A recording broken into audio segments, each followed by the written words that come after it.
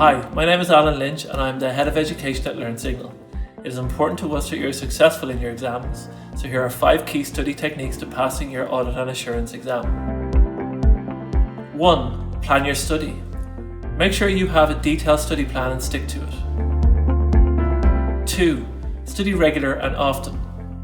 60 to 90 minutes a day for 5 days a week is much better than one long day. 3. Practice questions. Build the knowledge and practice relevant questions as you go. 4. Complete a mock exam. Don't let the first time you attempt the exam be the day of your exam. No 2 subjects are the same. And 5. Examiner reports and articles. Vital information and guaranteed marks are available if you take the advice on offer.